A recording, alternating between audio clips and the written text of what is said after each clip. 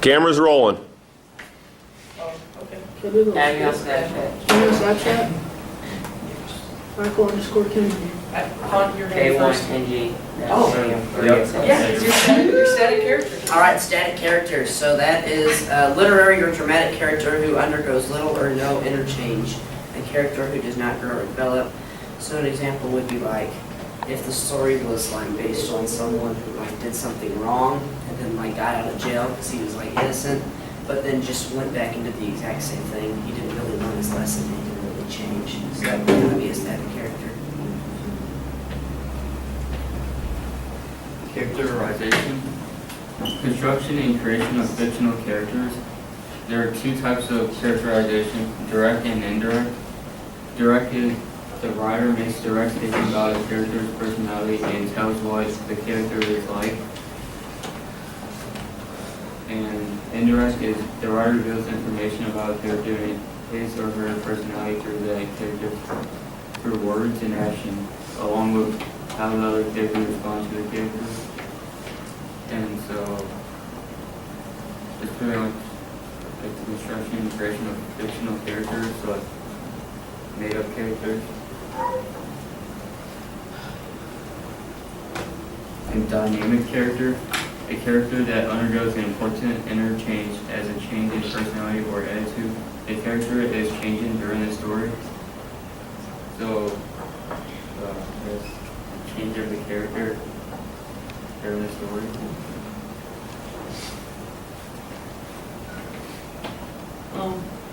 Protagonist. A protagonist is the central character or leading figure in poetry, a narrative, novel, or any other story. A protagonist is sometimes referred as a hero by the audience or the readers. So it's kind of just the main, I guess it's the main character of the whole story. You see a lot. Antagonist. An antagonist is a character or a group of characters which stand in opposition to the protagonist or the main character. Yeah, that's an antagonist.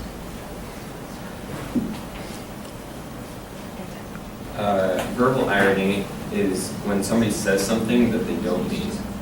Like when somebody gets a speeding ticket and they're like, "Thanks, officer, this really just made my day."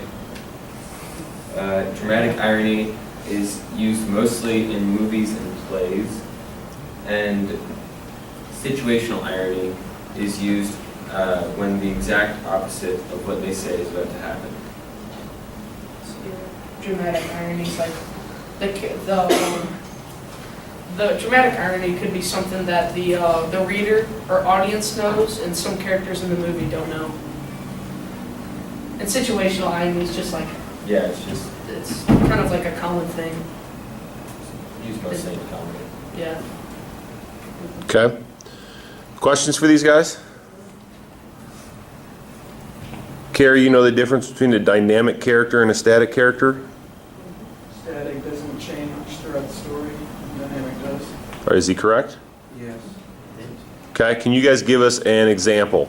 Hunt's was kind of just a, I've never seen that movie that Hunt, or that read that story that Hunt came up with. Can you give me an example of something that I might have read or seen before of a dynamic character and a static character, please? I don't read a lot of books. So. Static characters are mainly side characters that don't really play a huge role. Okay, give me an example.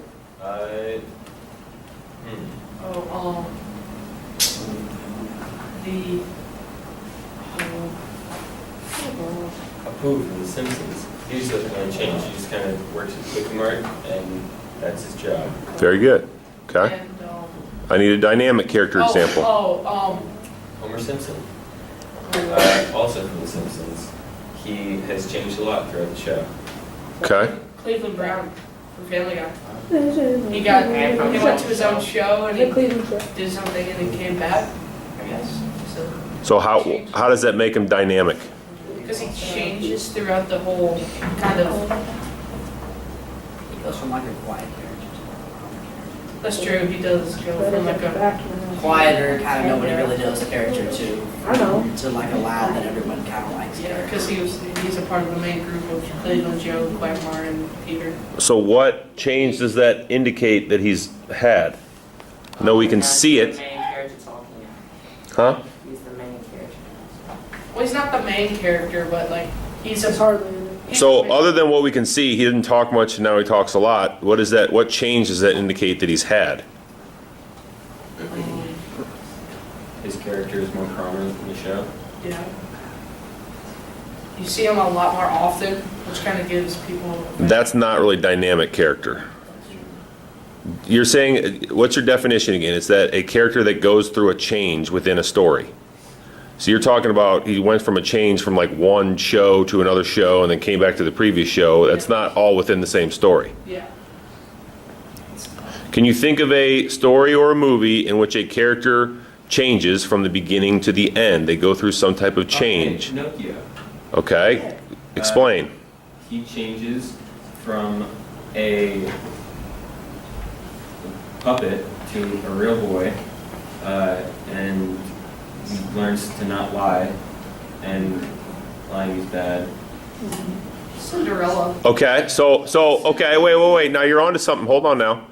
Because my question was going to be, does a change simply refer to a physical change, like going from a puppet to being a boy, a real boy? No, it refers more to some kind of change in terms of something that they've learned. So what is Pinocchio, what change does he go through mentally, not physically?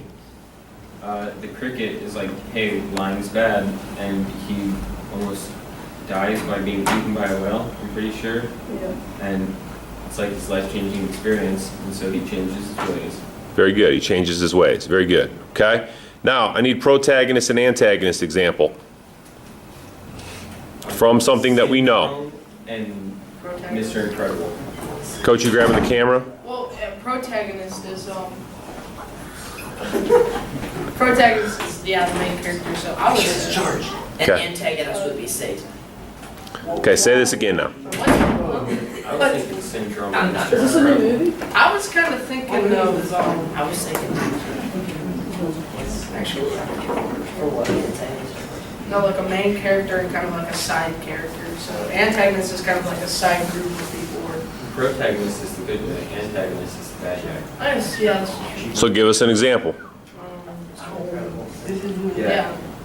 I guess yeah. Mr. Incredible and Syndrome. Papa Smurf. Okay, so who's the protagonist and who's the antagonist? Syndrome is the antagonist. And Why? Because he wants to destroy the city because he never got his chance at becoming the hero and being the spotlight. Okay, Yeah, and like and Mr. Incredible kind of ruined his dreams as a kid. And, Syndrome wants to destroy him for doing that. So- he could be the main person. so what makes Mr. Incredible the protagonist? He's the main character in the story. He's the good person. He saves the city Yeah. and defeats Syndrome. Does an antagonist have to be Syndrome, a character? It does not. It could also be an outside effect. Like what? Give us an example. Like a natural disaster. Yeah. Like a natural disaster could be an antagonist. Okay, okay, all right. Give me an example of dramatic irony.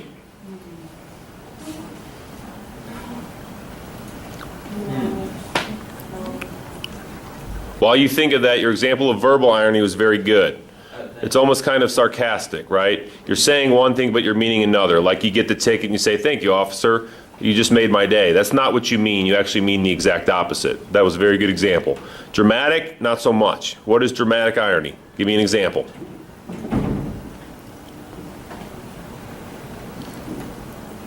What's your definition again that you gave? It's used mostly in movies and plays. Yeah, but that doesn't tell me what it is. What's the definition you gave?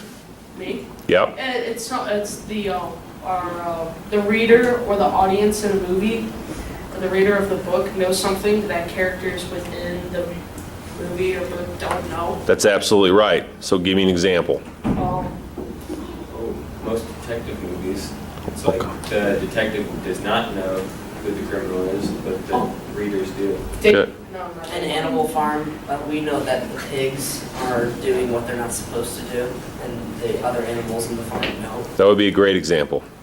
Another example that I always use is scary movies solely rely on dramatic irony. Why? Because, like, Oh, because you're waiting for the Yeah. protagonist to Because you figure know out. something bad's gonna happen. Yeah. But the character does not. yeah. So what oftentimes do you hear people yelling when they're in the movie theater? Don't go in that door. Don't go in the door. Why? Because the audience knows what's in the door, but the character is stupid and doesn't. That's dramatic irony. We know something that a character does not. Situational. It's kind of like situational irony. I don't know. It's used when you know that the exact opposite is about to happen. Okay. Do you have to know that it's about to happen? You don't have to know, but it's kind of like, what's that word? It's a little bit like verbal irony in the Yeah. sense that you mean something that you don't. Okay. Or something happens that you don't expect. Yeah. So give us an example. Oh,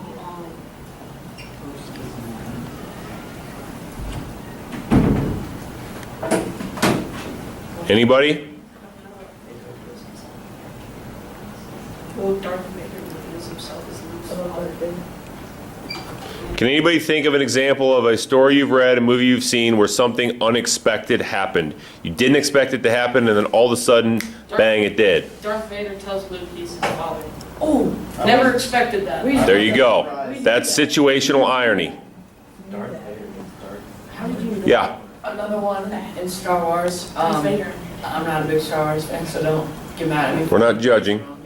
I think his name's Obi-Wan Kenobi. Obi-Wan. And he's like, it was in the movie that just came out where he got like stabbed with a lightsaber Okay. or something. And then And it's like, we didn't expect that. The people that were going to Yeah. watch the movie didn't expect no, that to happen. and then he he like like fell over against the wall. Okay. Yes.